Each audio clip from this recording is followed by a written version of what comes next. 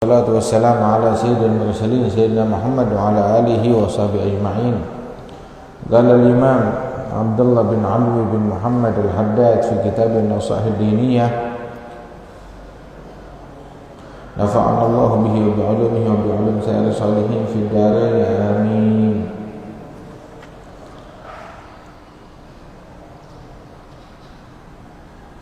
بعد أن ذكر العلم عن أعمال المغفرة مع الكسل والبطالة من أفضل الشيء على الإنسان. قال رضي الله عنه واعلم رحمك الله يدينا أنه كلما كان الإيمان أدوى والعمل أصلح كان الخوف أكثر، وكلما كان الإيمان أضعف والعمل أسوأ كان الخوف أقل، والأمن والاغترار أغلب. فاعتبر ذلك في نفسك وفي غيرك تجده بينا. على الجملة فإن المؤمن الصادق هو الذي يعمل بالصالحات يخلص فيها ويرجو القبول والثواب عليها من فضل الله، ويجانب السيئات ويبعد عنها، يخاف أن يبتلى بها، يخشى العقاب على ما عمله منها، يرجو المغفرة من الله بعد توبة والإنابة إلى الله. فمن كان من المؤمنين على غير هذه الأوصاف فهو المخلطين، أمره في غاية الخطر. فافهم هذه الجملة، طالب نفسك بها تنجو وتفوز إن شاء الله تعالى. واعلم أن عنوان السعادة أن يوفق الله العبد للعمل الصالح في حياته ويسره له، وعنوان الشقاء وألا ييسر للعمل الصالح يبتلى بالعمل السوء. قال رسول الله صلى الله عليه وسلم: اعملوا فكل ميسر لما خلق له، من خلق للجنة يسر لعمل أهل الجنة، ومن خلق للنار يسر لعمل أهل النار. ما شاء الله. الحمد لله والصلاة والسلام على سيدنا رسول الله Sayyidina Muhammad bin Abdullah wa ala alihi wa sahbihi wa ala. Kita pada pagi hari ini di Masjid Nabawi mengkaji kitab An-Nasaih ad-Diniyah yang di dalamnya diajarkan kepada kita ajaran-ajaran dan nasihat-nasihat Nabi Muhammad sallallahu alaihi wasallam untuk memberikan keselamatan kita dunia dan akhirat. Dibahas dalam bahasan yang lalu di kitab ini. Jadi bahasan sekarang sebenarnya masih berkaitan dengan yang lalu. Bahasan yang lalu berbicara tentang amani al-maghfirah. Amani al-maghfirah berangan-angan, berkhayal, berharap akan ampunan Allah, akan anugerah Allah, akan pahala dari Allah. Dia berharap, tapi dia tidak melakukan amalan yang mendukung harapannya tersebut. Jadi kalau bahasa kita namanya harapan palsu. Dia memberikan kepada dirinya harapan palsu. Nanti sekarang barang siapa yang berharap ada pohon, dia menantikan buah dari pohon tersebut. Dia nunggu di bawah pohon, ya, lihat udah ada buahnya, buah durian. Ya, dia nunggu duriannya jatuh. Itu namanya berharap. Kenapa? Pohonnya ada, buahnya ada, sudah waktunya untuk jatuh ke buah. Berharap buah durian jatuh. Dia berharap berasnya ini udah bisa dipanen. Dia nanam beras, begitu. Dia rawat, dia airi, dia pupuk semuanya, dan sudah sudah waktunya dipanen, sehingga dia berharap agar berasnya bagus, nggak dimakan hama. Nah itu namanya harapan, bukan harapan palsu, harapan asli, harapan benar.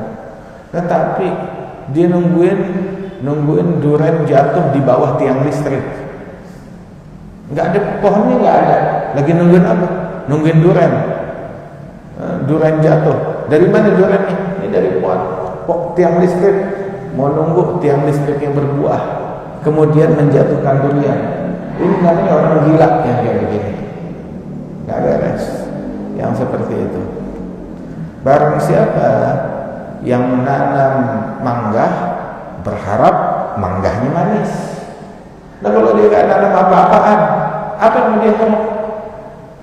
Kalau dia berharap mangganya manis, emang ente punya pohon mangga? Enggak. Ente mengharap mangga manis dari mana? Dari kasur? Enggak ada. Jadi jangan kita memberikan kepada diri kita harapan palsu. Harapan itu bukan harapan, itu namanya berhayal, berangan-angan, berhayal. Amani al-maghfirah. Dia mengharapkan anugerah, baik itu rahmat, ampunan, keselamatan, surga, akan tetapi tidak diiringi dengan amalan yang pantas. Dan ini adalah hal yang paling berbahaya bagi seseorang. Membahayakan iman dia, membahayakan diri dia sendiri. Sebab inna amanil maghfirah la'ibat bi abwam hatta kharaju minad dunya wa hum muflisun. Sesungguhnya kharaju minad dunya wa hum muflisin. Amanil maghfirah, hayalan palsu, harapan palsu ini mempermainkan sekelompok kaum hingga mereka keluar dari dunia ini dalam keadaan bangkrut, nggak punya apa-apa, bangkrut, cuma berharap, bangkrut, nggak dapat apa-apa. Barang siapa yang kerjaannya tidur, berharap bangun tidur jadi ulama. Kenapa? Belajar dalam mimpi. Nah, ini harapan palsu. Innamal ilmu, kata Rasulullah, bita'allum wal fiqhu bitafaqquh. Ilmu itu adalah dengan belajar. Wal faham bitafahum, harus dipelajari, harus dikaji. Orang yang berharap harapan palsu tapi dia malas-malesan ibadat, malas sibuk dengan kemaksiatan, ini adalah hal yang paling membahayakan seseorang. Hal yang semacam ini nih banyak terjadi, tapi lihat terjadinya pada orang-orang yang nggak benar di zaman sekarang ini. Sebab biasanya orang yang rajin ibadat, menjauhi maksiat, dia takut kepada Allah Ta'ala. Tapi orang yang doyan maksiat, nggak jalanin kewajiban, tapi dia sombong, takabur, dan berani. Mestinya kan yang takut, yang maksiat, yang ibadat dia harusnya merasa aman. Tapi ini ibadat dan dia merasa takut. Adapun yang maksiat dia merasa aman. Kok bisa? Mestinya maksiat merasa takut, tapi enggak maksiat dan merasa aman. Hadza khuzlan. Allah ingin mengharapkan hambanya dari kebaikan. Udahan dia nih enggak mendapatkan anugerah ketaatan, maka dia terharamkan anugerah sadar diri dan merasa takut kepada Allah. Makanya Ghazali bilang, wa man faqada al-ittisaf fala adalla min al-insaf. Orang kalau dia enggak bisa bersifat dengan sifat yang mulia, paling kagak dia sadar diri kalau dia enggak punya sifat tersebut. Tapi ini udah enggak punya sifat tersebut, ngerasa dirinya paling hebat. Kenapa? Ini ciri kebangkrutan. Orang kalau enggak punya apa-apa begitu. Contohnya, orang kalau dia punya lilin, punya cahayanya lilin, maka dia ketakutan lilinnya ketiup angin, dia takut. Tapi kalau orang nggak punya apa-apa, nggak ada yang dia takuti, nggak ada yang dilindungi. Orang sekarang kalau dia naik angkutan umum bis kota, bawa duit 100 juta di kantong plastik, apalagi plastiknya bening lagi, kira-kira bagaimana? Dia ketakutan, takut dicopet, takut diambil, takut dijarah, takut dirampok, takut ditodong, dia takut hilang, takut kelupaan, takut ketinggalan, dia takut. Kenapa dia takut? Sebab dia punya sesuatu. Tapi orang kalau nggak punya apa-apa,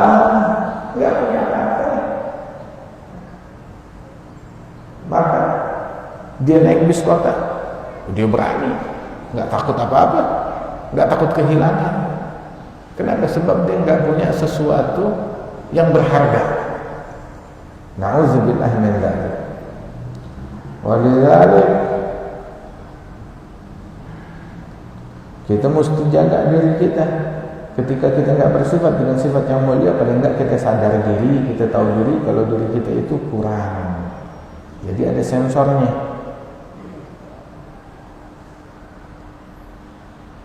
Rasulullah sallallahu alaihi wasallam orang yang paling tekun beribadat, yang paling takwa kepada Allah, tapi juga beliau paling takut kepada Allah.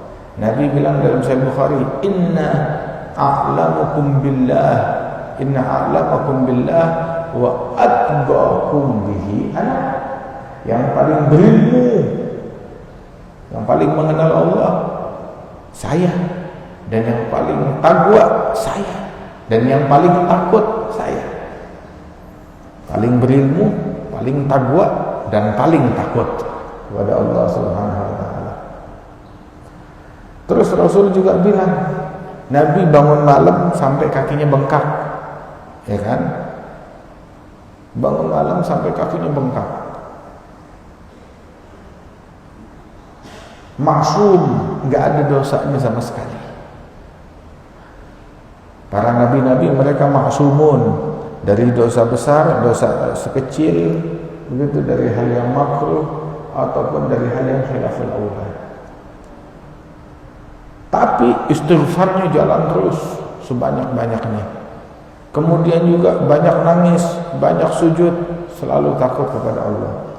Beliau bilang, Nabi Muhammad bersabda, "Lau akhadhani Allah ana wa ibn Maryam bima janat hatan," yani as-sababah wal ibham, la'azzabana thumma lam yadhlimna syai'a.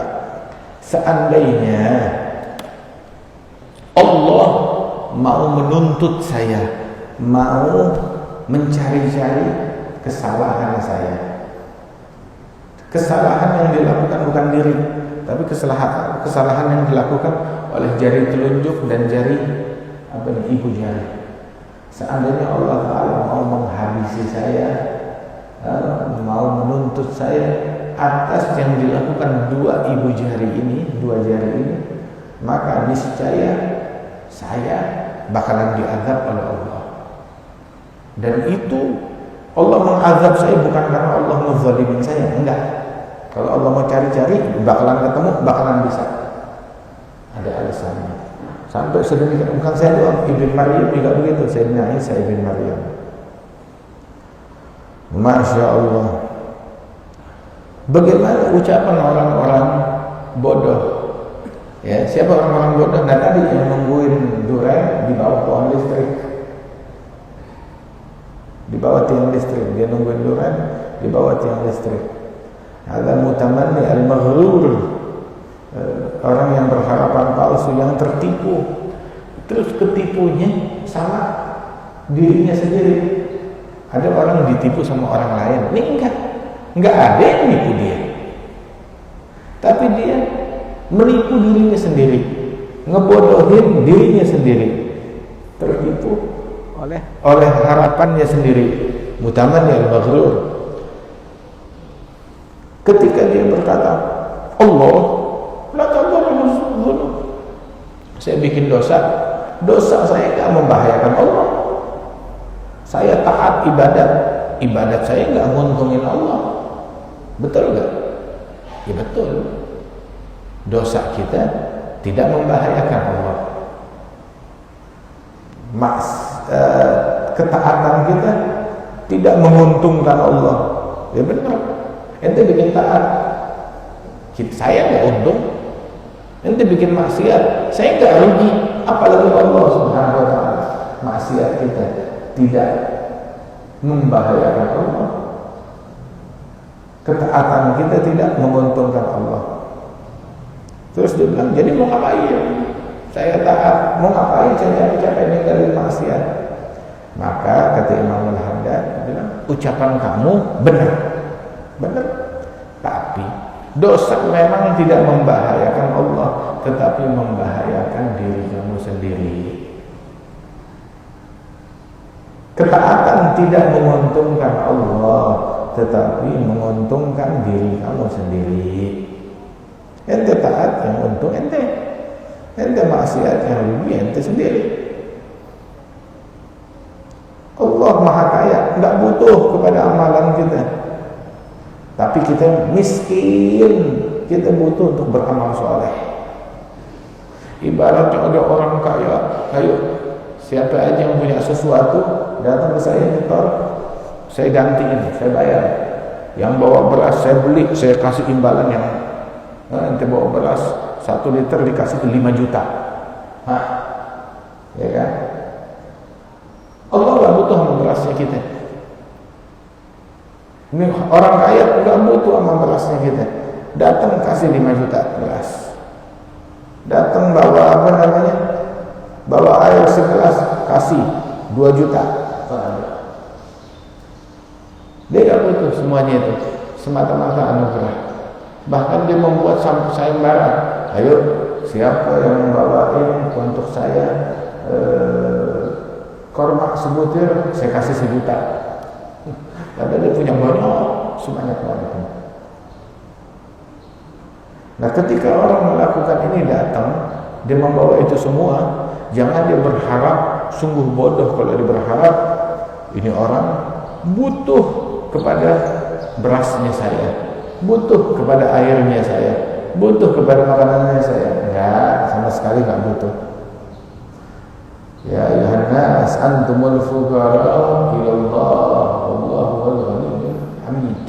Hei sekalian manusia, kalian semuanya fakir, miskin, butuh kepada Allah Ta'ala. Allah Maha Kaya, Maha Terpuji Subhanahu Wa Ta'ala.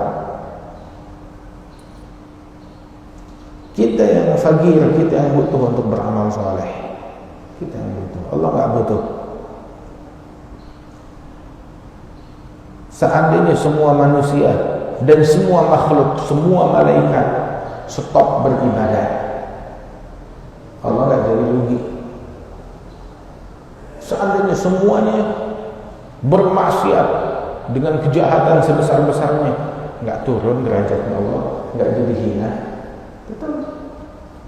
Seandainya semua makhluk berikut iblis, setan, semuanya taat melakukan peribadatannya malaikat, Allah nggak jadi untung, nggak naik derajatnya Allah Subhanahu Wa Taala. Yang taat dia yang untung, yang maksiat dia yang rugi. Man amila shalihan falinafsihi wa man asaa fa'alaiha wa ma rabbuka bidzallamin lil 'abid. Yang beramal saleh untuk dirinya sendiri, yang bikin jahat dia mencelakakan dirinya sendiri. Allah nggak menzalimin hambanya. Ketaatan nggak menguntung, ketaatan manfaat buat diri kamu. Kemaksiatan membahayakan diri kamu sendiri, bukan membahayakan Allah. Terus anehnya orang kayak begini, bahkan kita nih udah ditakdirin sama Allah. Kalau saya penghuni surga, nggak pakai beramal soleh juga, kalau udah ditakdirin buat surga, masuk surga. Kalau saya penghuni neraka, ya walaupun saya beribadat, capek-capek beribadat, ya tetap aja ujung-ujungnya masuk neraka juga. Maka kan kita nggak tahu, kita ditentukan penghuni surga atau penghuni neraka. Dan kita nggak disuruh cari tahu. Kita tidak disuruh cari tahu. Kita penghuni surga atau penghuni neraka. Kita ditugasi nama Allah Ta'ala di dunia suruh ibadah, bukan disuruh cari tahu. Allah mau memperlakukan kita dengan perlakuan bagaimana? Bukan itu. Kita disuruh beramal, sudah selesai. La yus'alu amma yaf'al wa hum yus'alun. Allah jangan menginterogasi Allah.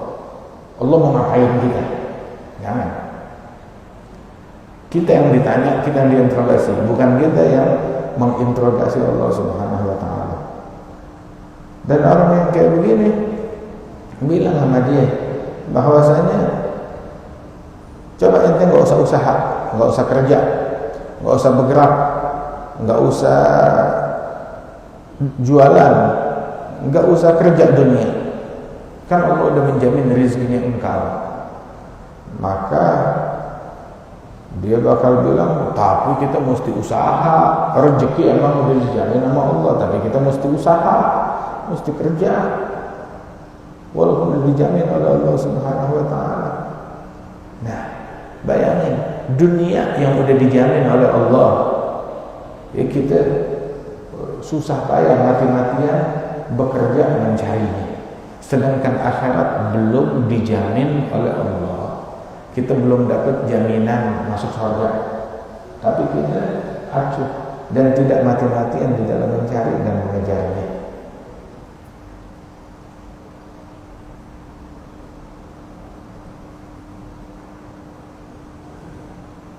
Hakala alhasil setiap kali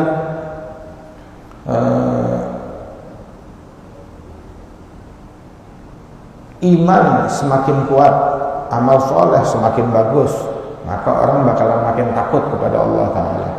Tapi setiap kali iman makin lemah, maka otomatis amalan makin buruk, dan juga rasa takutnya makin berkurang, makin melunjak yang ada, makin merasa aman, makin bodoh, makin merasa tertipu, makin tertipu oleh nafsunya sendiri. Kenapa ya? Sebab dia gak punya apa-apa. Alhasil mukmin yang hakiki, yang sesungguhnya, dia adalah orang yang beramal soleh, terus bersikap tulus, ikhlas di dalam amal soleh tersebut dan berharap qabul. Ibaratnya dia nanam, dia siram, dia pupuk, dan dia berharap buahnya. Yang satu lagi, dia gak nanam, dia tidur, dia gak nanam, kagak nanam, begitu. Terus berharap berbuah. Dari mana buahnya? Ente nanam, kagak. Ente nyiram, kagak. Ente mau pukin, kagak. Lahannya ada, kagak. Pokoknya tahu berbuah. Berbuahnya di mana? Ya berbuah aja pokoknya. Tahu-tahu ada buah gitu. Ini orang bodoh yang kayak begitu. Ada kadzdzab, pendusta, dia mendustai dirinya sendiri.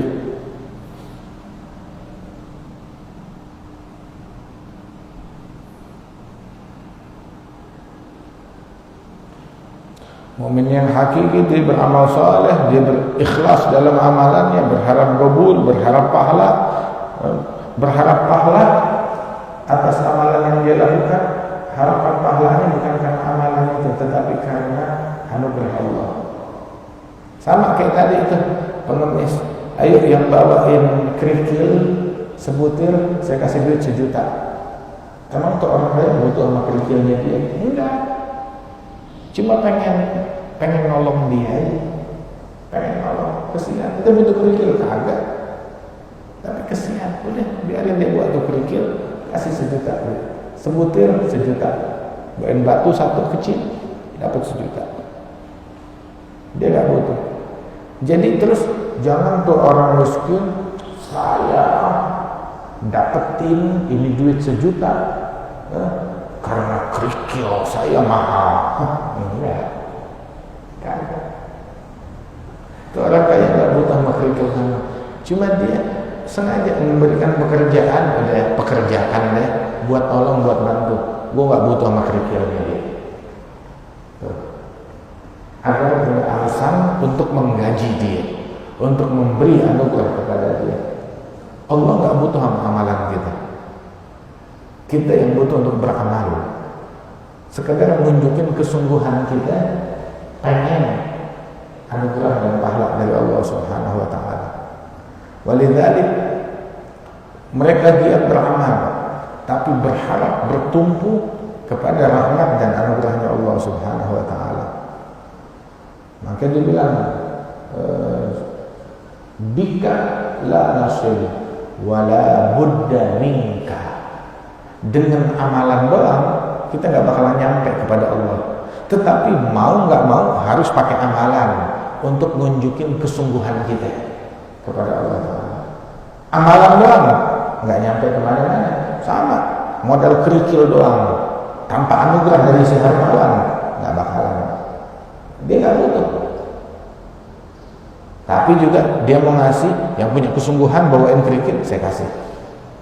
Nah begitu juga kita di dalam beramal kepada Allah Ta'ala. Itu disebutkan ada satu orang, dia sudah beribadat kepada Allah Ta'ala 500 tahun. Kerjaannya ibadat selama 500 tahun. Setelah itu meninggal dunia, kemudian di hari kiamat dia pikir saya udah ibadat 500 tahun, pasti pahalanya gede. Begitu dihisab atau dikasir perhitungan, Allah Ta'ala bilang masukin nih hamba, gak usah pakai hitung-hitungan, masukin dia dengan rahmatku. Dia gak usah capek-capek, masukin surga dengan rahmatku. Ya hamba berpikir, nah saya udah beramal, udah capek-capek, masuk surganya dengan rahmat, bukan dengan amalan. Maka si hamba itu bilang bal bi amali, masukin saya surga dengan amalan saya. Maka Allah bilang, oh dengan amalan, baik, stop, hitung amalannya dia.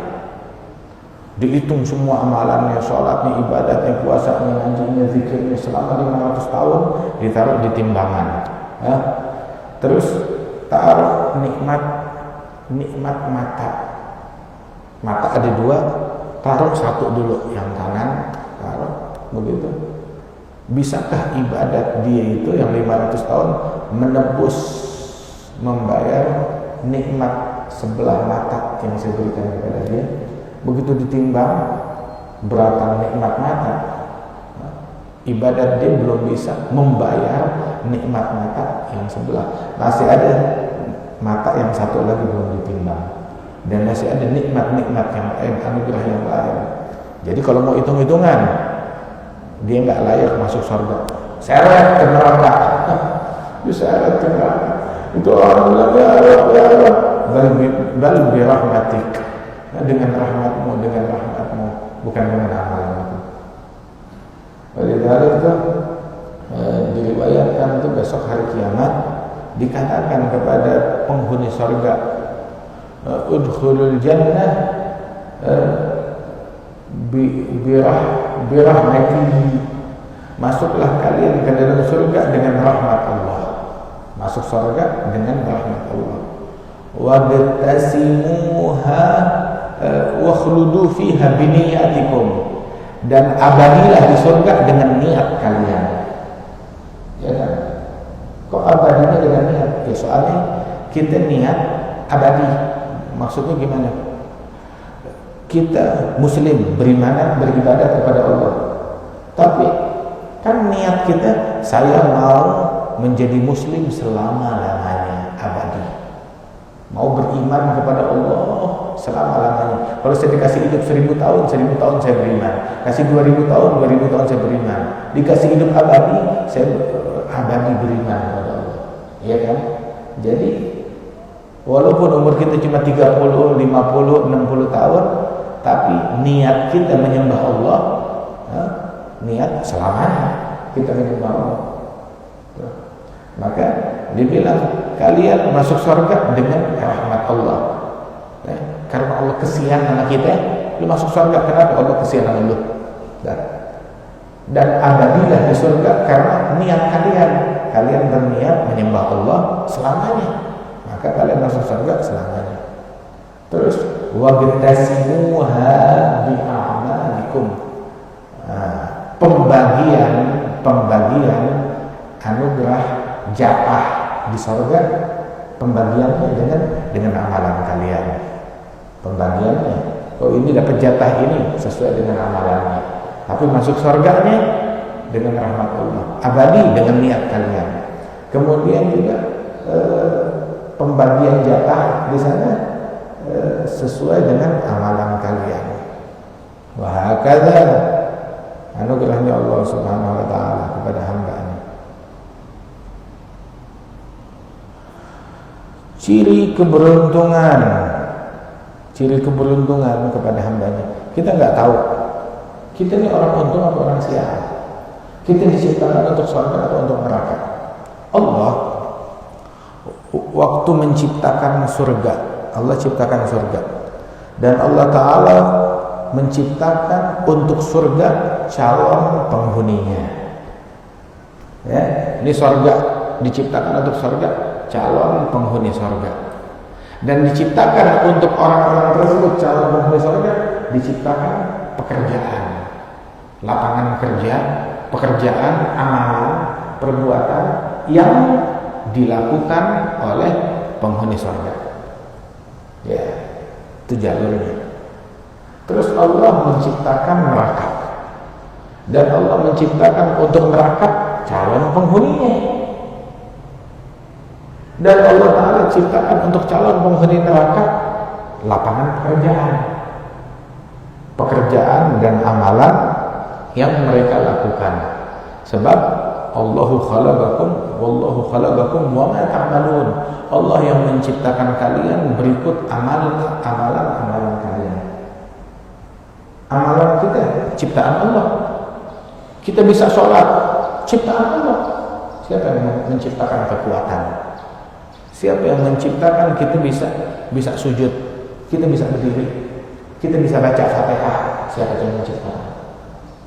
Siapa yang memberikan hafalan buat kita dan kemauan dan tekad? Subhanallah, Allah yang menciptakan manusia dan amalan mereka. Nah, Allah ciptakan surga, dan Allah ciptakan calon penghuni surga, dan Allah ciptakan amalan yang mereka lakukan, dikasih lapangan pekerjaan penghuni surga.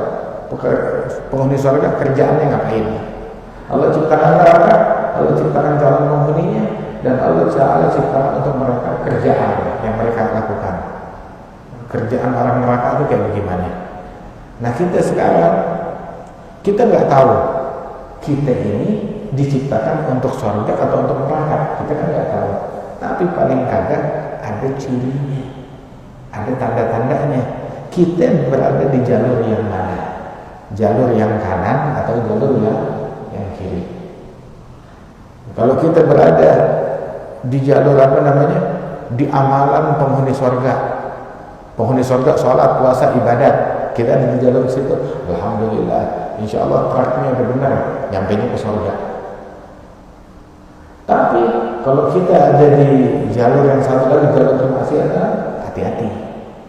Itu tracknya itu jalan tuh jalurnya berujung di neraka, hati-hati.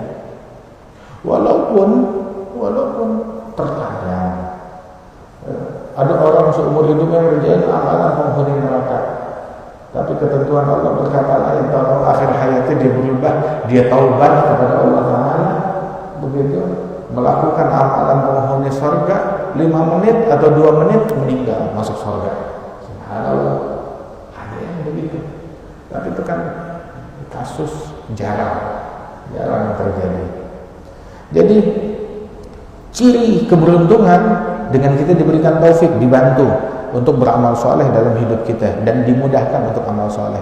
Alhamdulillah digampangin ke masjid, alhamdulillah digampangin sholat, alhamdulillah digampangin tahajud, alhamdulillah digampangin zikir.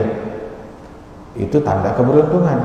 Dan tanda kesialan, tanda kerugian, tidak dimudahkan untuk amal soleh, malah dimudahkannya untuk beramal jahat, beramal maksiat. Ketahuilah,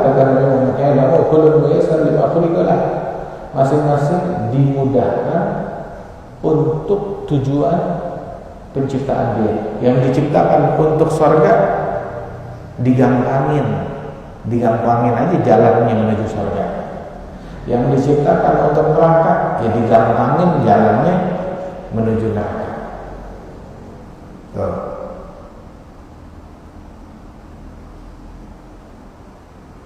Jadi kita lihat, kita sekarang dikasih peran, apa peran yang Allah Ta'ala berikan kepada kita? Kita ditempatkan di mana? Semangat kita kepada apa? Tuh.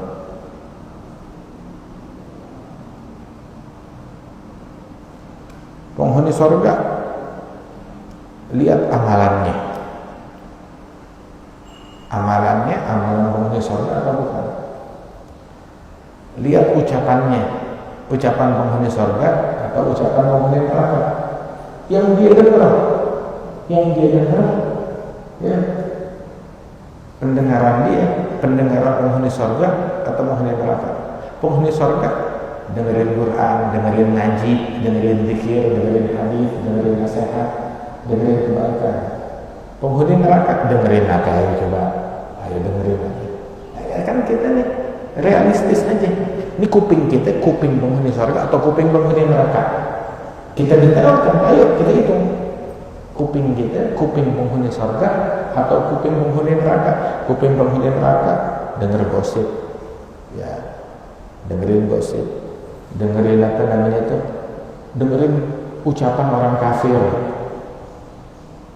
Ya, penghuni surga dengerin ucapan Nabi Muhammad, dengerin ucapan awliya wassalihin, dengerin firman Allah. Ini enggak, dengerin firman iblis, dengerin ucapan orang kafir, dengerin statement orang itu.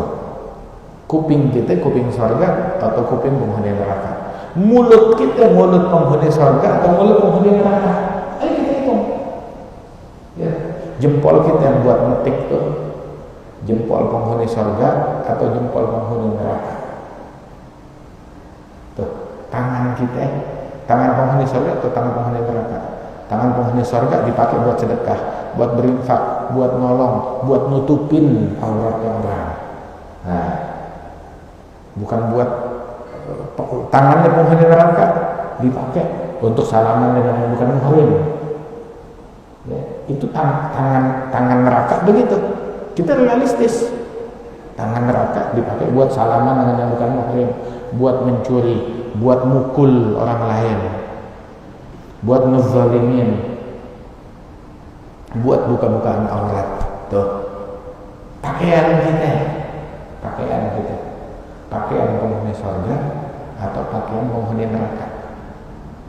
Soalnya kita berpakaian juga, cara kita berpakaian diajari sama Allah, diajari oleh Rasulullah SAW. Allah ngajarin, Nabi ngajarin cara berpakaian. Orang laki berpakaiannya gimana, orang perempuan berpakaiannya gimana, diajarin. Setan, iblis juga ngajarin. Mereka punya seragam, ya, punya kode, dress code, punya kode berpakaian.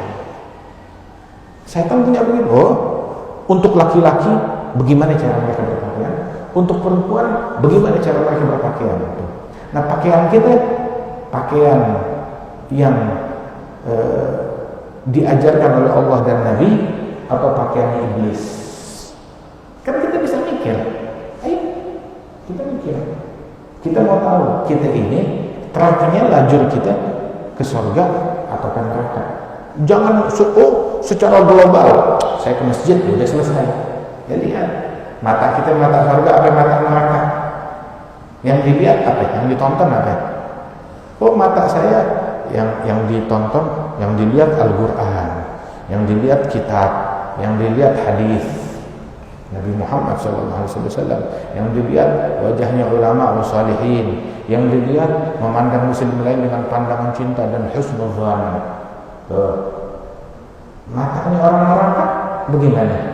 Matanya orang neraka dipakai buat lihat gosip di televisi atau di medsos, untuk baca omongan provokatif, ya, dipakai tuh mata untuk ngelihat aurat, untuk nonton pornografi. Bukannya dipakai buat melihat wajah sholihin, dipakai untuk melihat wajah penghuni neraka. Emang dari dulu lu doyannya ngeliatin penghuni neraka, ditontonin penghuni neraka. Padahal di kampung dia nggak ada penghuni neraka, tapi dicari mana ya?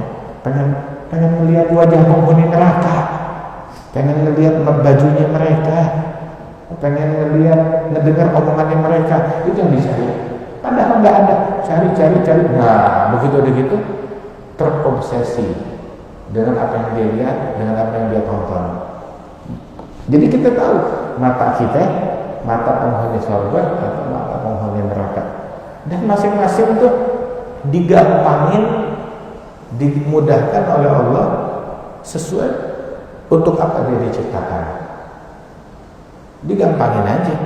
Ada orang mau begitu, dibikin nggak ada sinyal, dibikin handphonenya rusak. Subhanallah. Hakana.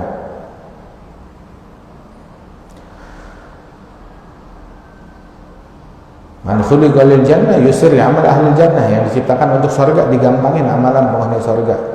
Yang diciptakan untuk neraka digampangin amalan penghuni neraka. Waktu Allah Ta'ala menciptakan benih anak-anak Adam, diambil satu genggam, ini untuk surga, begitu. Dan dengan amalan surga mereka beramal.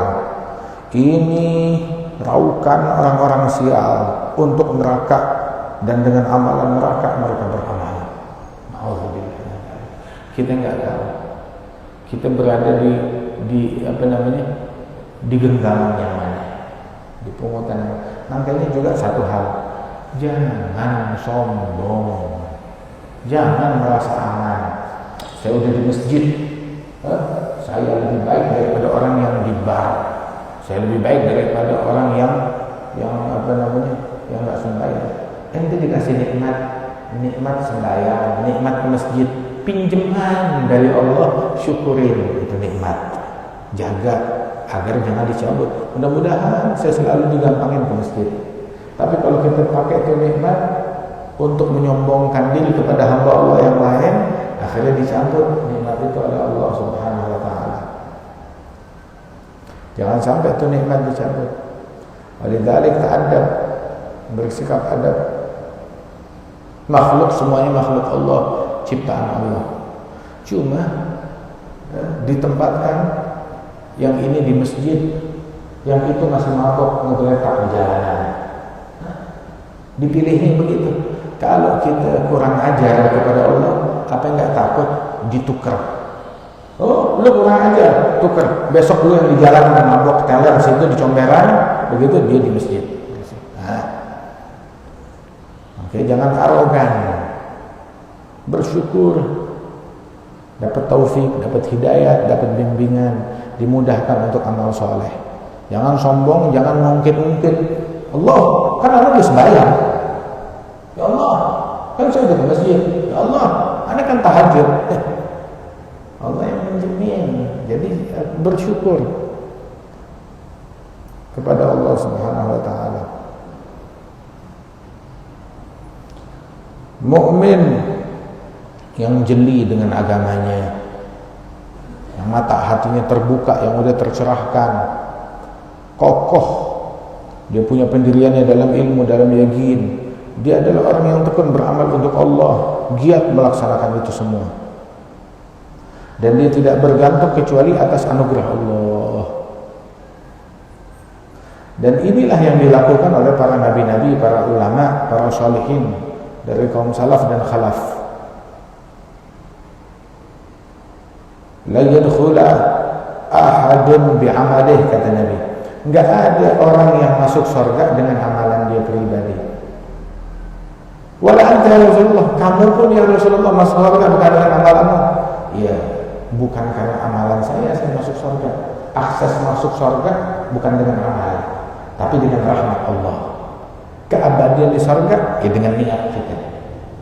Dan juga pembagian jatah di surga, nah itu baru dengan amalan yang kita lakukan. Nabi Muhammad pun demikian, giat bangun malam sampai kakinya bengkak. Ada satu orang mengikut tahajudnya Nabi Muhammad. Nabi udah diampuni dosanya yang terdahulu dan yang akan datang, nggak ada bikin dosa sama sekali. Ada satu orang mengikut tahajudnya Rasulullah, dia ikut. Habis Fatihah, Nabi baca surat Al-Baqarah. Dipikirnya 100 ayat, ruku. 100 ayat malah lanjut. Udah 100 ayat, lanjut. Pikir 200 ayat, lanjut lagi. Pikir sampai selesai surat Al-Baqarah. Begitu selesai surat Al-Baqarah, lanjut baca surat Al-Imran. Selesai surat Al-Imran, lanjut baca surat An-Nisa. Pikir habis An-Nisa ruku. Enggak, habis An-Nisa lanjut baca surat Al-Maidah. Habis itu baru ruku. Itu baru 1 rakaat. Dan rukuknya hampir sama panjang dengan berdirinya. Sujudnya hampir sama panjang dengan rukuknya. Itu baru 1 rakaat. Belum rakaat kedua, ketiga, keempat. Tahajudnya Nabi Muhammad 11 rakaat witir. Sallallahu alaihi wa alihi wasallam. Bangun malam sampai kakinya bengkak. Puasa sambung menyambung tanpa berbuka sedikit pun juga, melakukan wisal. Nyambung berpuasa. Sallallahu alaihi wasallam. Itu wisal adalah khusus buat Nabi Muhammad. Enggak boleh dilakukan oleh orang biasa selain Nabi Muhammad. Nyambung puasa. Kalau kita puasa wajib ngebatalin. Wajib ngebatalin. Begitu udah waktunya berbuka, walaupun sedikit. Oh, saya mau lanjut lagi, ya batalin dulu pakai air seteguk.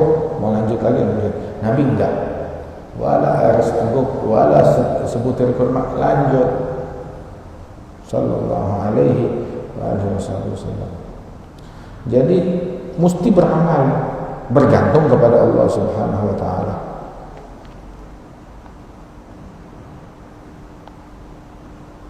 Barang siapa yang menyangka dia bisa sampai hanya dengan beramal doang, dengan amalan dia bisa sampai, fahuwa muta'annin, maka dia nyape-nyapein diri, nyusahin diri.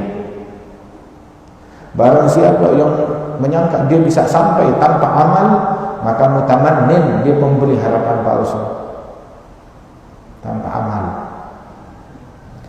Orang yang harapan palsu itu adalah yang mana dia tidak beramal dan menyangka kalau dia bergantung kepada anugerah Allah. Itu orang bodoh, seperti nungguin buah di bawah tiang listrik.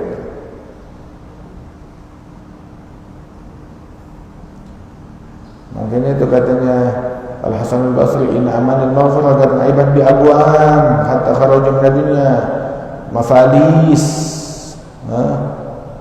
Itu harapan palsu akan anugerah, akan ampunan Allah.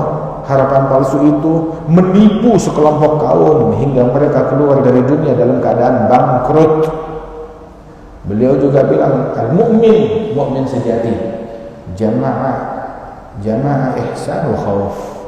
Mu'min sejati, dia menggabungkan amal baik dan rasa takut.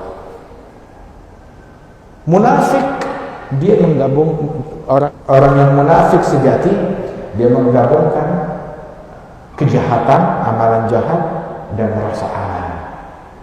Mukmin, amal baik dan rasa takut. Munafik, orang bejat, dia telah menggabungkan kemaksiatan, kejahatan, kebobrokan dan rasa aman. Aneh kan? Ajib. Mestinya amal baik terus rasa aman. Ya, amal jahat terus merasa takut, tapi enggak. Rasa takut anugerah, amal baik anugerah, 2 anugerah buat orang yang dicintai oleh Allah. Kemaksiatan itu adalah penghinaan dari Allah buat hamba. Rasa aman, merasa aman, merasa aman. Saya nggak bakal masuk neraka. Saya pasti masuk surga. Allah pasti sayang sama saya. Rasa aman. Itu adalah penghinaan dari Allah kepada hamba Allah, menghinakan hambanya dengan perasaan tersebut dan dengan kemaksiatan. Dan kehinaan itu buat orang bejat, buat orang neraka. Mukmin dikasih kebaikan. Hakadha ajib. Walidzalik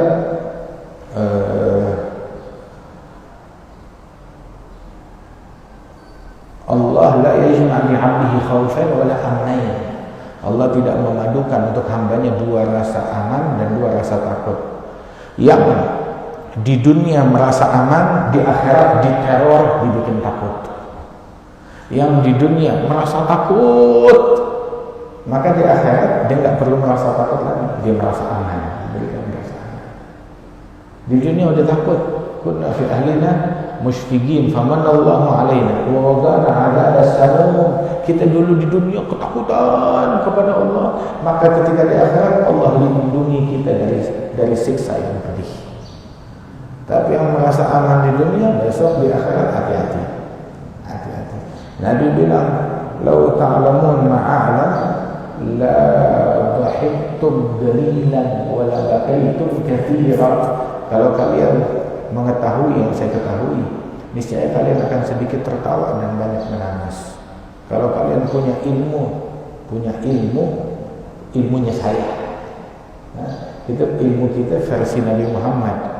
Ya, memetik ilmu dari Nabi Muhammad, niscaya kalian akan sedikit tertawa banyak menangis. Makanya orang tuh yang banyak ketawa, kagak ada nangisnya. Ilmu lu bukan ilmunya Nabi, jangan ilmunya setan. Kalau ilmunya Nabi, la dhahiktum qalilan wa la bakaitum katsiran. Akan sedikit tertawa, akan banyak menangis. Bagaimana sabda Rasulullah sallallahu alaihi wasallam. Ala kulli hal, mudah-mudahan Allah telah berikan taufik kepada kita sekalian. Fadhal, ada yang mau bertanya? 2 pertanyaan atau 3 pertanyaan.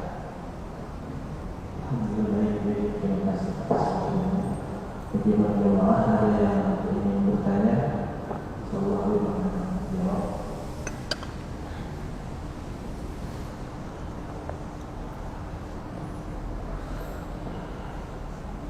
Ya Allah, ya Karim, ya Rahim, ya Wadud, ya Hayy, ya Qayyum.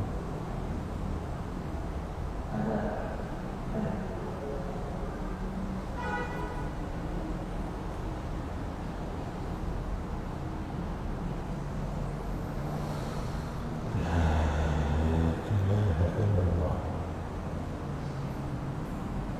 Assalamualaikum warahmatullahi wabarakatuh. Waalaikumsalam. Terima kasih kesempatannya untuk saya bertanya. Alhamdulillah, hari ini ilmu yang dapat luar biasa. Jadi terima kasih. Terakhir kalimat adalah rasa aman dan rasa takut. Saya pernah bertanya kepada salah satu tabib, bagaimana membentuk rasa takut? Rasa takut kepada Allah SWT yang sudah kita buat sedemikian mungkin, khususnya bagi saya. Tapi saya mohon arahannya, sebetulnya bukan pertanyaan, tapi mohon arahan untuk membentuk diri menjadi rasa takut dan setiap saat menangis untuk bertobat dan mohon ampun agar semua kesalahan yang kita perbuat dihapuskan oleh Allah. Terima kasih. Wassalamualaikum warahmatullahi wabarakatuh. Assalamualaikum warahmatullahi wabarakatuh. Ada lagi? Mau tanya?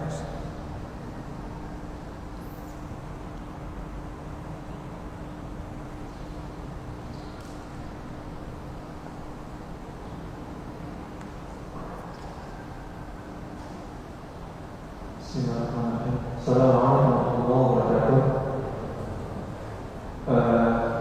Ingin bertanya, Habib. Anak itu ada tugas dari dosen untuk menanyakan perihal jika Allah memiliki nama Asmaul Husna yang Maha mengetahui, pertanyaannya Allah itu zat atau sifat? Lantas yang kedua juga, pertanyaan ini berbeda penjelasan Habib. Kenapa bisa dikatakan seorang Habib itu mengalir darah bagi Nabi? sedangkan Nabi saja tidak memiliki keturunan, ataupun yang Abdullah itu anaknya Nabi tidak memiliki keturunan. Tapi mengapa saya pernah mendapatkan statement bahwa di dalam diri seorang itu mengalir darah baginda Nabi? Syukran. Assalamualaikum warahmatullahi wabarakatuh. Ada lagi? Satu lagi terakhir.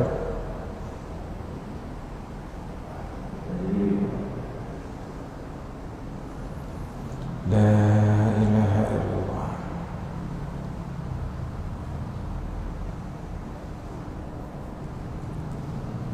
Assalamualaikum warahmatullahi wabarakatuh. Yang saya tadi ceritakan tipe-tipe orang yang satu yang selalu mendapatkan sesuatu yang surga, kedua yang selalu mendapatkan sesuatu yang neraka. Karena juga orang yang dari awal sampai akhirnya menjalankan neraka dan menjalankan neraka, dia percayanya menjalankan surga, sehingga rahmat Allah mentakdirkan orang itu masuk surga.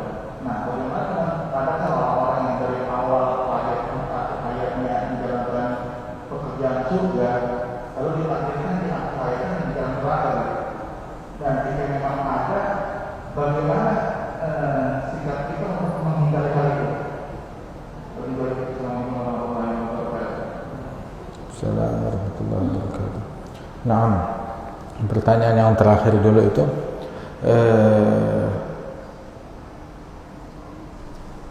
Rasulullah sallallahu alaihi wasallam beliau bersabda dalam hadis yang disebut itu dua-duanya, inna rajula ya'mal bi'amali ahli jannah hatta la yakun bainahu wa bainaha illa dhira' fa yasbiq alaihi alkitab fa ya'mal bi'amali ahli an-nar fa yadkhulaha.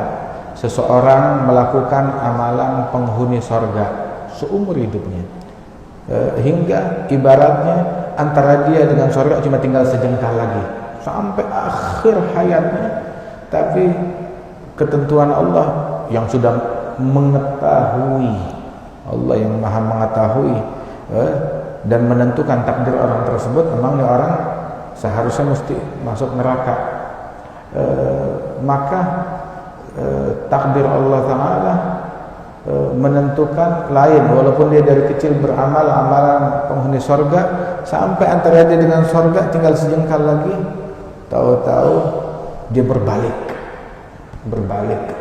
jadi murtad dalam sesaat, keluar dari agama Islam, hingga dia meninggal dunia dalam kemaksiatan ataupun bahkan dalam kekufuran. Na'udzubillah min dzalik.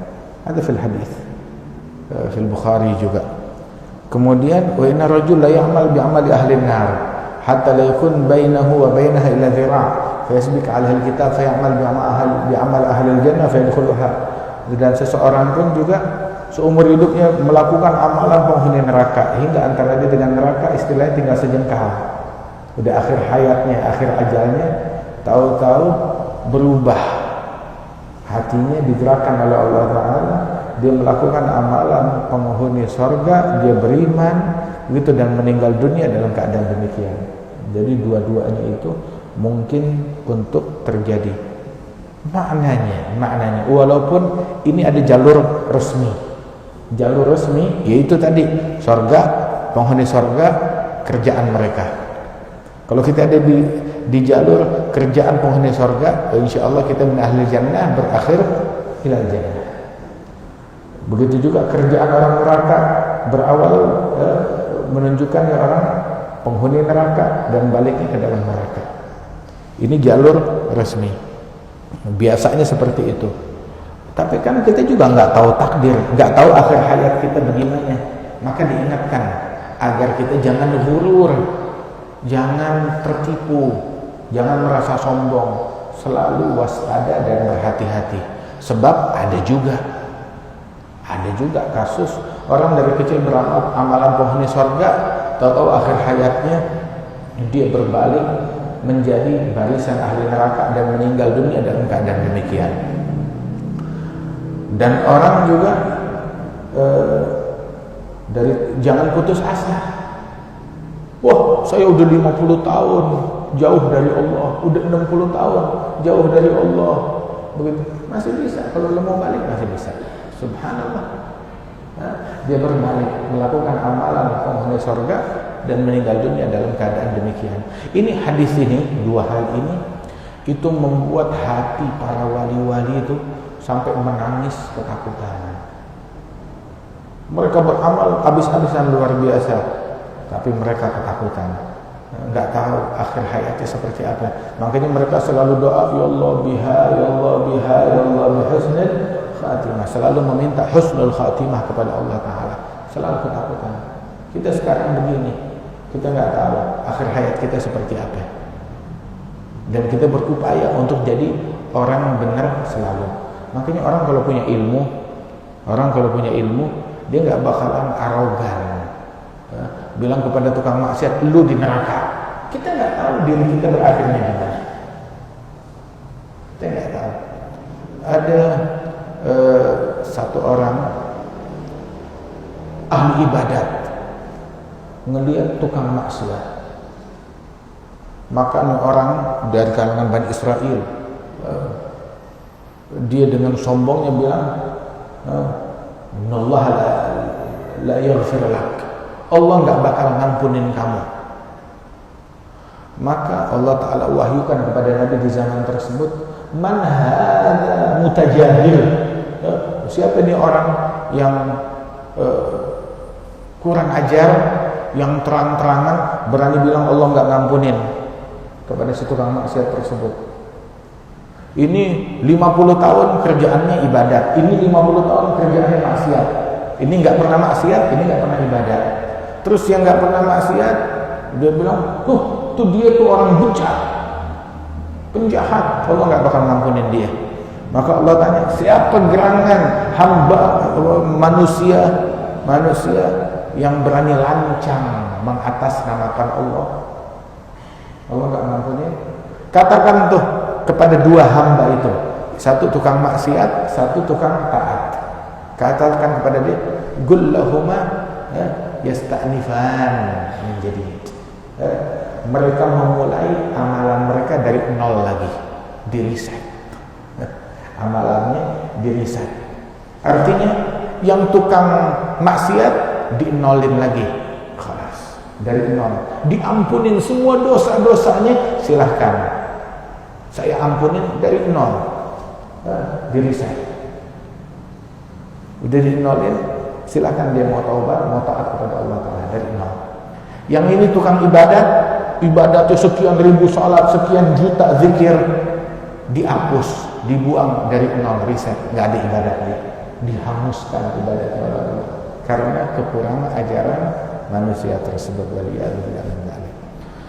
Terus juga pertanyaan yang intinya kita mesti beradab kepada makhluknya Allah Subhanahu Wa Taala. Jangan pernah menganggap diri kita, bahkan kita nggak bisa bilang diri kita lebih baik dari anjing. Anjing, iya.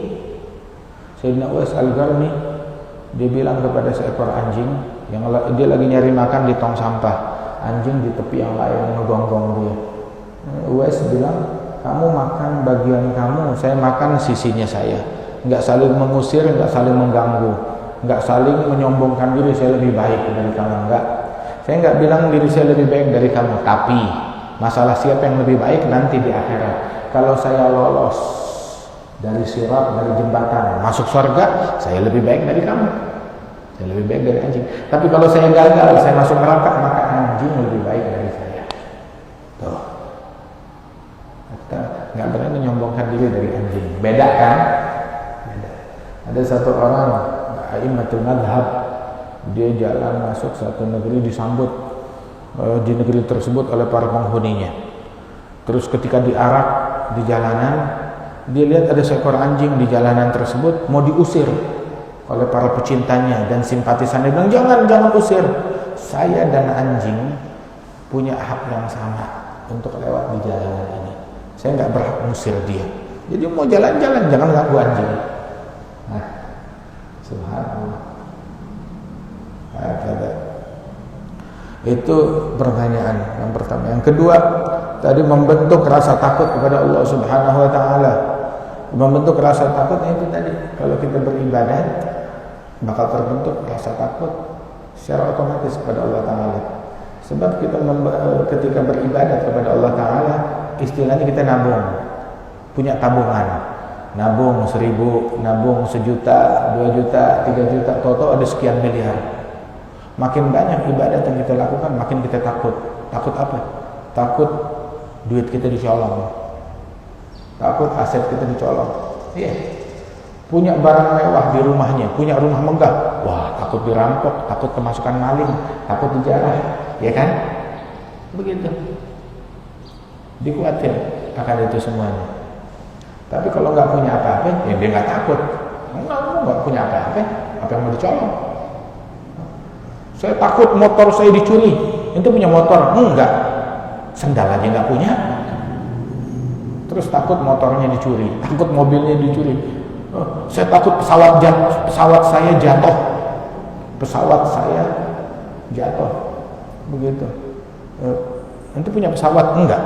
Pernah naik pesawat? Enggak. Punya mobil? Enggak. Sepeda? Enggak. Sendal? Enggak. Begitu. Terus takut pesawat terbang yang saya beli takut jatuh. Jadi nggak punya apa-apa, jadi nggak ada yang ditakutin. Tapi ketika orang punya sesuatu, dia bakalan takut. Apa sesuatu tersebut? Punya ilmu.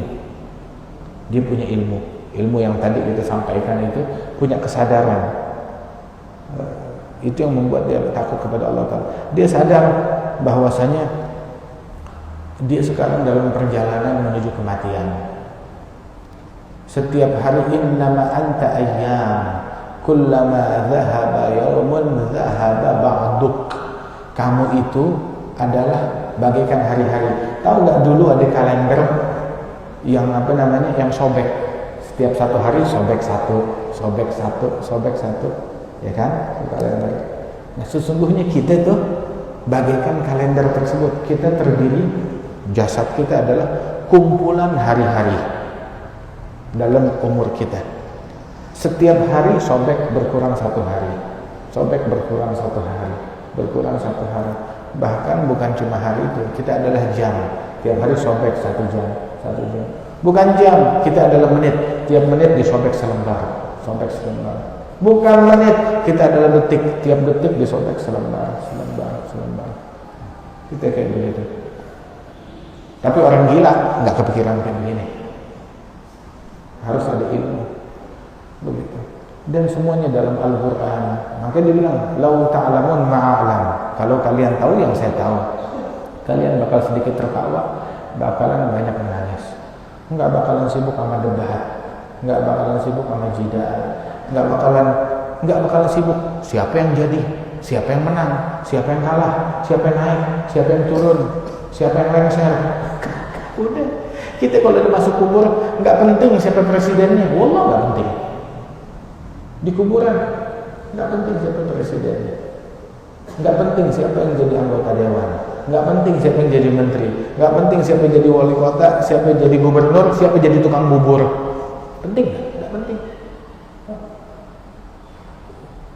Begitu. Ada orang masuk kubur, begitu. Apa dia nanya tukang buburnya siapa? Dia nggak nanya. Sama. Nggak penting juga siapa wali kotanya, siapa presidennya, siapa gubernur. Nggak penting. Yang kayak begitu. Nggak penting dia punya duit berapa di ATM-nya. Nggak penting dia punya harta, dia punya jabatan. Nggak ada yang penting. Tapi yang penting, kenapa anak gadis kita nggak pakai kerudung? Kenapa kita salaman sama yang bukan muhrim? Ente nonton apa? Nah itu tuh, itu yang bahaya. Ente dengar apa? Lu ngetik apa ya? Nulis apa ya? Yang berbahaya. Adapun pertanyaan yang tadi Allah, ada dosen nanya Allah zat atau sifat. Ini pertanyaan kayak begini. Allah adalah zat, dan zatnya Allah nggak seperti zatnya manusia. Sifatnya Allah nggak seperti sifatnya manusia. Kan kita baca di Quran, laisa kamitslihi syai' wa huwas sami'ul basir. Tidak ada yang menyerupai Allah, yang menyamai Allah apapun juga. Allah maha mendengar, maha melihat. Dengarnya Allah beda dengan dengarnya kita. Kita cuma bisa mendengar suara. Allah bisa mendengar suara yang berbunyi ataupun yang enggak berbunyi. Bisa mendeteksi.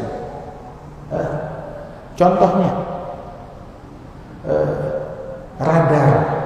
radar dia mendeteksi sesuatu, kelihatan sesuatunya kagak, ada suaranya kedengeran kagak, tapi di radar kok bunyi, beda sensornya itu. Nah begitu juga Allah Subhanahu wa ta'ala beda. Bahkan kita sesama makhluk aja beda cara kita melihat sama capung melihat, cara kita melihat dengan ulet melihat, cara kita bicara dengan cara semut berbicara. Semut bicara, tapi sama kita bicara beda.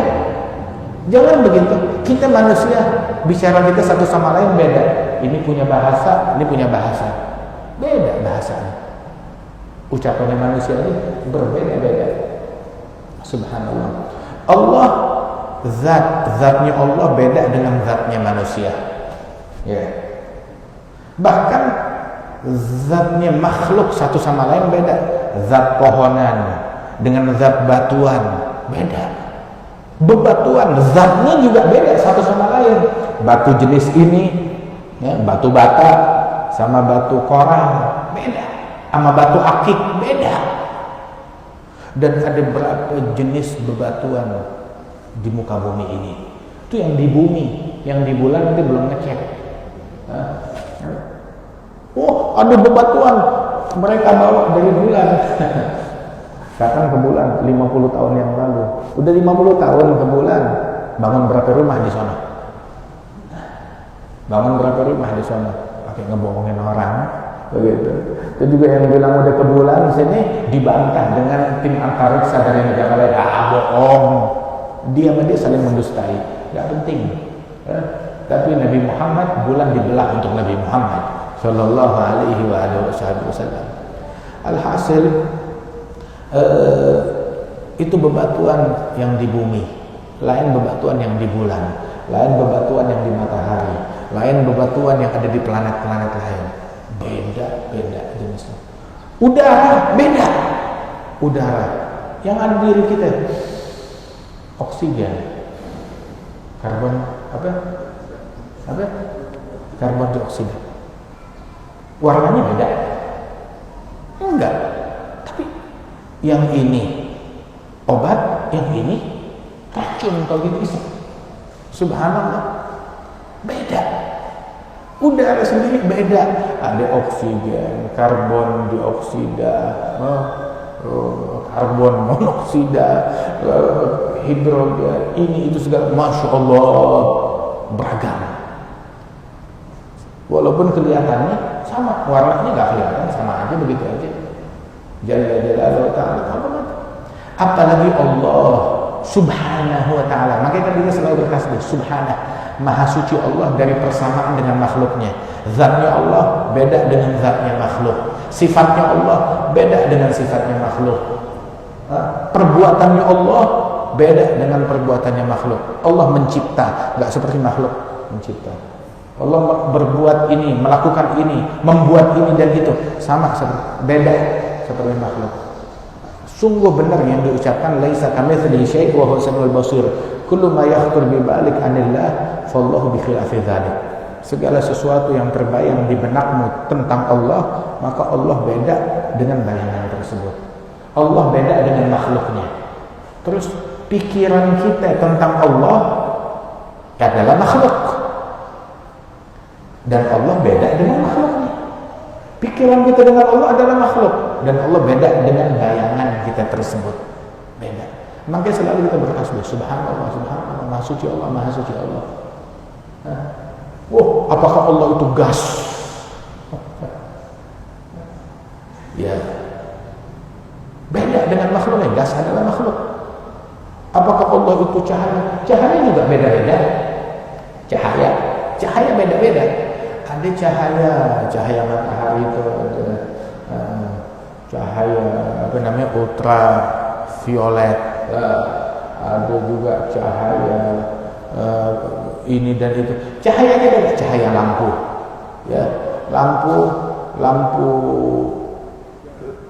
pijar, ada lagi lampu LED, ada lagi lampu sorot, ada lagi lampu itu yang berbeda-beda, beragam. Ada lampunya kemerah, putih, ada lampunya kuning. Cahayanya beda. Cahaya matahari beda semuanya. Dan dalam cahaya matahari tersebut, ketika pagi hari beda, ketika siang hari beda, ketika sore hari beda. Ada yang manfaat, ada yang berbahaya dari cahaya matahari tersebut. Kan begitu. Apalagi Allah dengan makhluknya beda. Dan kita disuruh berpikir tafakkaru fi khalqillah. Tafakkur akan makhluk-makhluknya Allah, bukan berpikir akan zatnya Allah. Saya mau membuat riset tentang Allah. Membuat riset tentang Allah. Otak kita nggak bakalan sanggup itu semuanya. Tafakkaru fi khalqillah wa tafakkaru fi dzatillah. Tafakkur tentang makhluknya Allah. Jangan bertafakkur tentang zatnya Allah Subhanahu wa taala. Kadang orang pertanyaan suka ada yang aneh-aneh. Allah lagi ngapain sekarang? Allah lagi ngapain? Kita aja enak kalau lagi ditanya Habib lagi ngapain. Ini siapa? Bini bukan, anak bukan, teman bukan. Nggak tahu ada Habib lagi ngapain ya? Pertanyaan itu pantas nggak kira-kira? Ya. Dan terus ada orang nanya, Allah lagi ngapain? Atau nanya, kenapa Allah begitu? Kenapa Allah begini? Kan tadi dia bilang, la yus'alu amma yaf'alu hum yus'alun. Bukan kita menginterogasi Allah, Allah yang menginterogasi kita. Kita kagak dituntut, ya, untuk mengetahui zatnya Allah seperti apa. Sebab mengenal zatnya Allah, ulama bilang, untuk mengetahui akan zatnya Allah Ta'ala, itu akal manusia nggak bisa menjangkaunya. Tidak bisa menjangkaunya. Nabi Musa aja pengen hari ini anzur ilaik innaka lam tarani, enggak diberikan hal tersebut kecuali untuk Nabi Muhammad sallallahu alaihi wasallam. Wa hakadha. Itu satu. Terus keturunan Nabi Muhammad sallallahu alaihi wasallam. Nabi enggak punya keturunan. Siti Fatimah itu anak siapa ya? Siti Fatimah itu anak siapa ya? Nabi punya anaknya Rasulullah yang 3 laki-laki, yang 4 perempuan. Yang laki Qasim wa Abdullah. Abdullah itu lagabnya Tayyib Tahir. Kadang dipanggilnya Tayyib, kadang dipanggilnya Tahir. Qasim wa Abdullah. Terus ada lagi satu anak laki-laki dari istri yang lain, dari Maria al-Qibtiyah. Namanya Ibrahim. Meninggal di pangkuannya Nabi Muhammad waktu masih kecil. Allahumma sholli alaihi wa ala alihi. Terus anak perempuannya Nabi Muhammad sallallahu alaihi wasallam ada Zainab, Ruqayyah, Ummu Kulthum. Zainab, Ruqayyah, Ummu Kulthum. Ini adalah putri-putrinya Rasulullah, wa Sayyidatuna Fatimah. Sayyidina Utsman menikah dengan 2 dari putrinya Rasulullah. Semua anaknya Nabi Muhammad, semua anaknya Nabi meninggal di masa hidupnya Rasulullah. Semua anaknya Rasulullah, kecuali Sayyidatuna Fatimah, meninggal 6 bulan setelah wafatnya Rasulullah. Itu ujiannya Nabi Muhammad. Ujiannya Nabi kayak begitu, diuji. Lahir nggak ketemu abahnya udah meninggal. Ya, usia 6 tahun ibunya meninggal. cuma ngalamin sama ibunya hidup cuma 2 tahun, 4 tahun bersama Halimatus Sa'diyah, terus dibalikin kepada Siti Aminah, udah gitu dibawa 2 tahun bersama Siti Aminah, ayo kita jalan-jalan ziarah Abah, ziarah kuburan Abah di Madinah.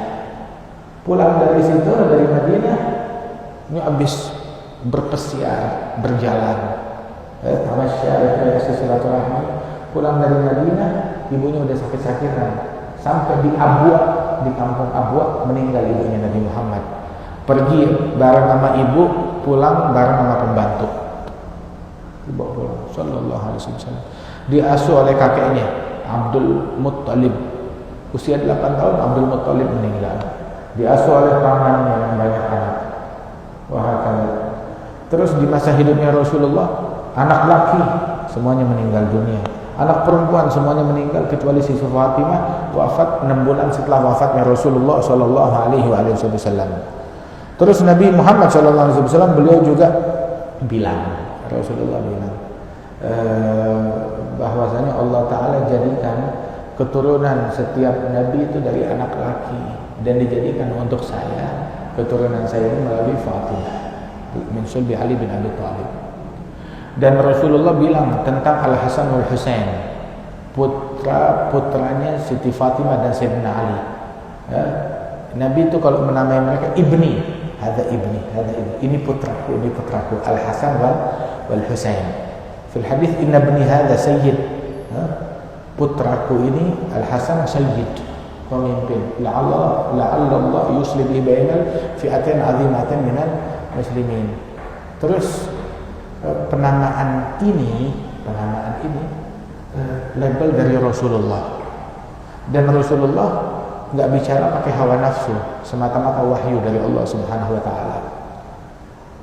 Kemudian juga Al-Hasan dan Al-Husain di masa hidupnya Rasulullah, mereka kalau manggil Nabi bukan kakek tapi ayah, manggil abah kepada Rasulullah Sallallahu Alaihi Wasallam. Emang ada dalilnya? Ada. Allah Ta'ala di dalam Al-Quran mengistimewakan beberapa nabi yang bernasab kepada orang lain melalui jalur perempuan. Siapa? Nabi Isa.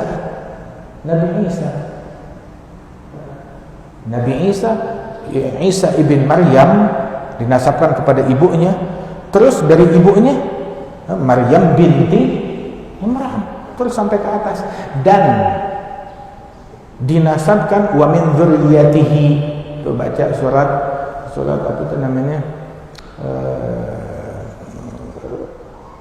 tilka hujjatuna atayna Ibrahim, hingga sampai disebutkan min dzurriyyatihi wa Isa ibn Maryam, fulan wa Isa ibn Maryam. Dijadikan di antara dzurriyyahnya Nabi Ibrahim Isa ibn Maryam. Loh, Isa ibn Maryam keturunan Nabi Ibrahim. Iya, dari mana keturunan Nabi Ibrahim? Nyambungnya dari ibunya, dia nggak punya bapak, tapi dari ibunya.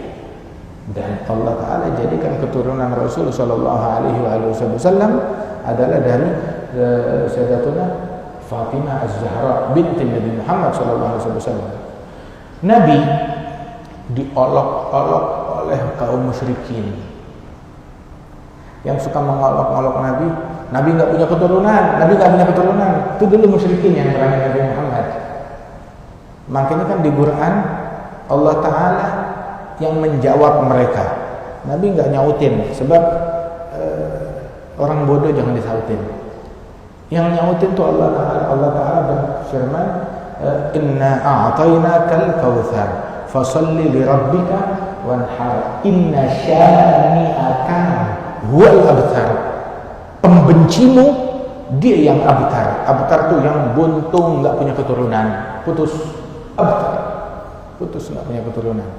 Adapun Nabi Muhammad dikasih Al-Kautsar. Kautsar ulama punya tafsir, telaga Al-Kautsar, begitu, atau nikmat yang banyak. Dan juga di antara tafsirnya adalah keturunan yang banyak. Nabi doa waktu pernikahan Sayyidina Ali bin Abi Thalib, dengan Fatimah Az-Zahra. Nabi bilang, Allahumma akhrij minhuma al-kathir at-tayyib. Lahirkan dari mereka adalah orang-orang baik, orang-orang mulia yang banyak dan mulia. Al-kathir at-tayyib. Makanya itu inna a'tainaka al-kautsar. Al-kautsar tersebut dengan tafsir yang disebutkan oleh para al-mufassirin rahimahumullah ajma'in. Alhasil, keturunannya Rasul sallallahu alaihi wasallam diakui. Sahabat mengakui Nabi punya keturunan. Sayyidina Abu Bakar kalau melihat Sayyidina Hasan wal Husain bilang digendong di atas palanya. Bi abi syabihun bin Nabi la syabihun bi Ali. Demi Allah, ya, aku bersumpah demi ayahku juga ini lebih mirip Nabi bukan mirip Ali.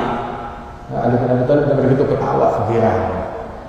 Terus juga Rasul bilang kepada Sayyidina Jabir, mata alam wahai Jabir bahwasanya anak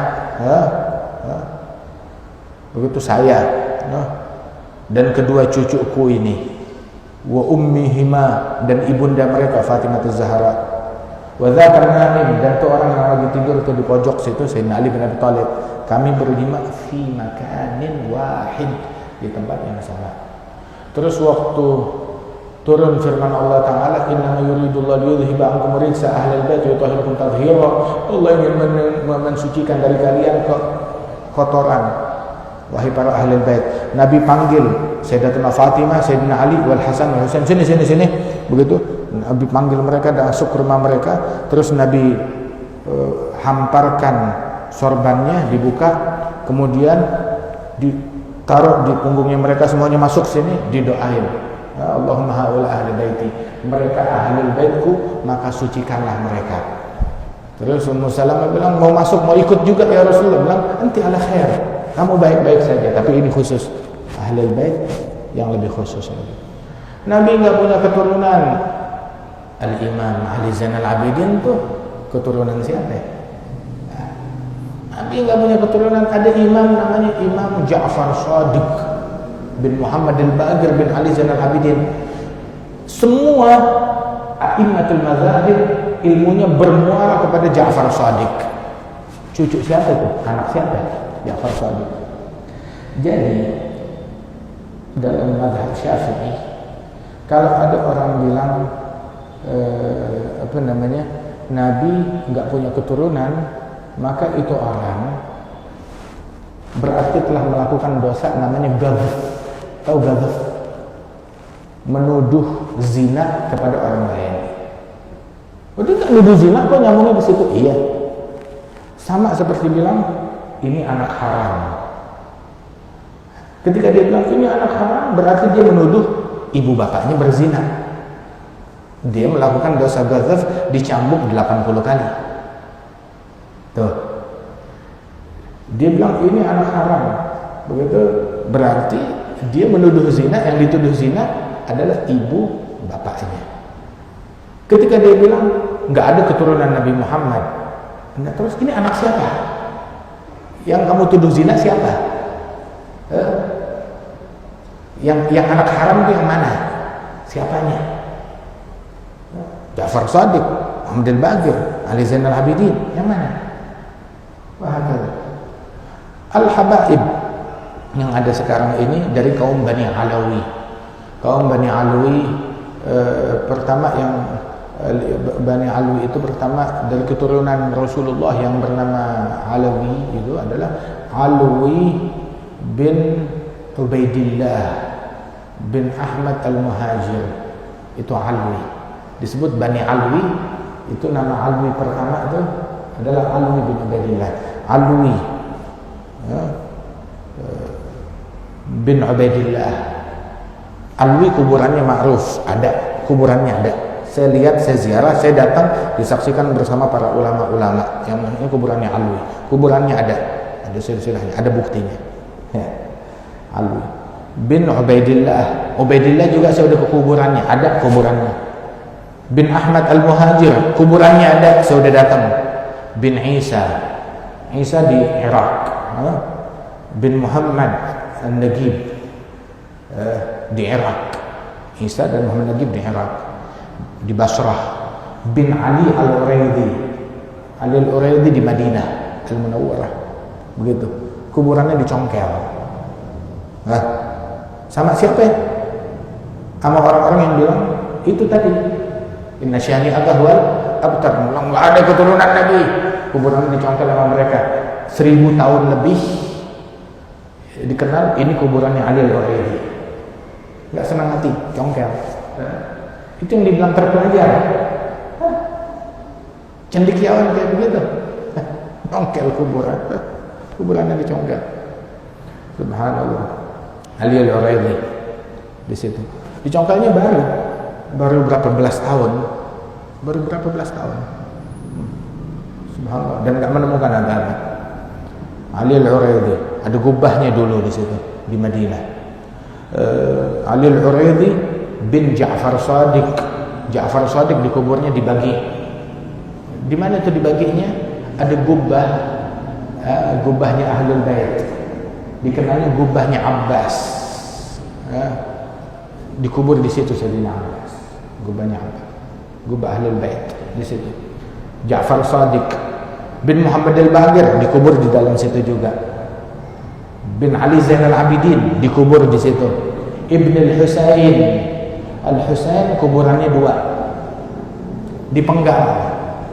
Yang menggal dia juga bilang nggak ada keturunan Nabi. Nah, ini Husain keturunan siapa? Tasyabahat qulubuhum, omongannya sama, hatinya sama. Nggak ada keturunan Nabi. Subhanallah. Terpaut 1400 tahun, omongannya sama, hatinya sama. Orang yang ini nih, kalau hidup di zaman dulu, dia bakal ikut bersama kelompok yang nyembelih palanya Sayyidina Husain. Cuma beda zaman aja, normalnya sekarang. Jadi nggak bisa ngikutin perbuatannya, ngikutin omongannya. Tuh, Al-Husain. Kuburannya 2. Satu di mana namanya? Di Irak sana. Jasadnya, kepalanya dibawa, diselamatkan. Begitu sampai disemayamkan di Mesir. Ar-Ras Asy-Syarif. Kepalanya Sayyidina Hasan bin Ali. Kepalanya di Mesir. Allah. Itu waktu beliau terbunuh, itu darah netes. Di mana? Di tanah. Itu netes menjadi tulisan. Dilihat tulisannya apa? At-tarju gauman gata Husainan syafa'ata jadihi yaumal qiyamah. Apakah sekelompok kaum, engkau berharap kepada sekelompok kaum yang membunuh Al-Husain besok dapat syafaat kakeknya di hari kiamat? Al-Husain kuburan di situ. Wahab bin Ali bin Abi Thalib wa ibn Fatimah, Sayyidatuna Fatimah dikuburnya di sana di Gubah. Ada kuburannya, Gubah Ahlul Bait. Begitu.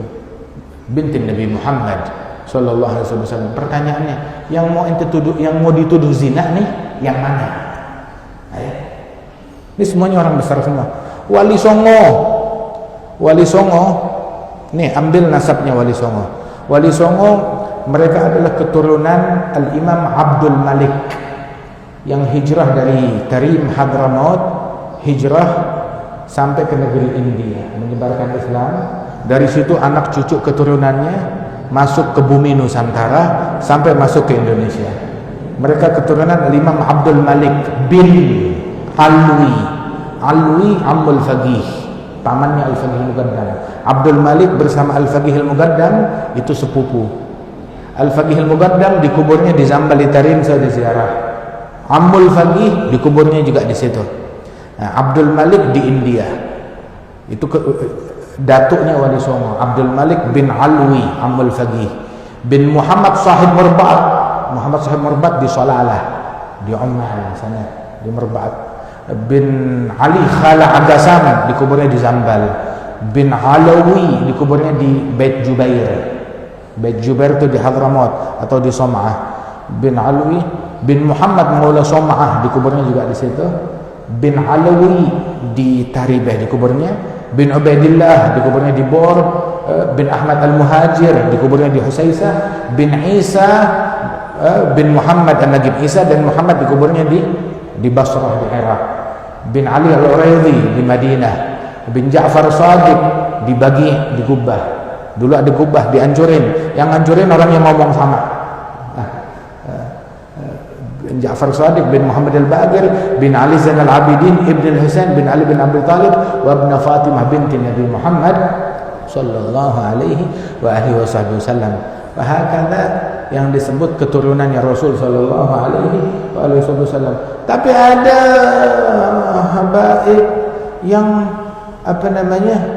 perbuatannya enggak mencerminkan Nabi Muhammad. Ada.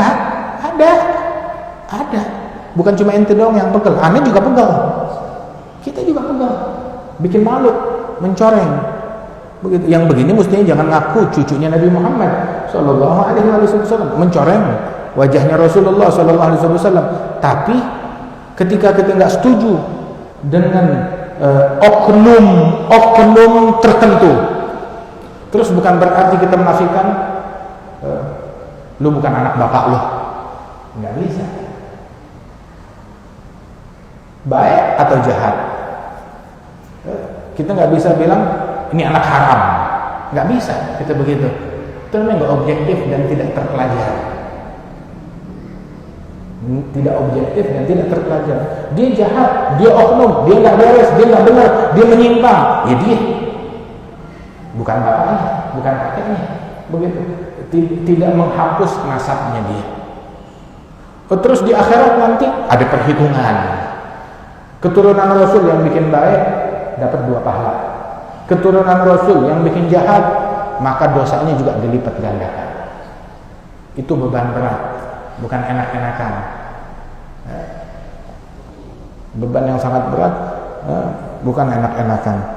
Ala kulli hal, benar masih banyak yang mau disampaikan berkenaan hal ini. Mudah-mudahan Allah Ta'ala berikan taufik dan bimbingan kepada kita sekalian. Nasallahu ta'ala min bisyifa ma'al lutuf wal afiyah Ibu Ina Rengganis, Ibu Sri Widarwati, ujimi mardana marda muslimin yaman alaina bisyifa ma'al lutuf wal afiyah wal fawz wal falah taufiq taghsharaha baina wajhi rahman maghfirah bisiril fatihah wa ila hadratin nabi Muhammad sallallahu alaihi wasallam bisiril fatihah.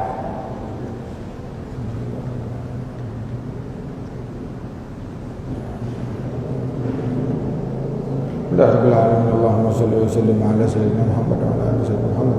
Allahumma taqabbal da'awat wa ajib bil ijabat wa min ba'i salihat rujuna husnul khatimah ila mamat bi rahmatika arhamar rahimin. Allahumma suluk bina masalik awliyaik wa asfiyaik salihin bi rahmatika arhamar rahimin. Wa sallallahu ala sayyidina Muhammad wa ala alihi wasallam. Alhamdulillahirabbil alamin. Taqabbal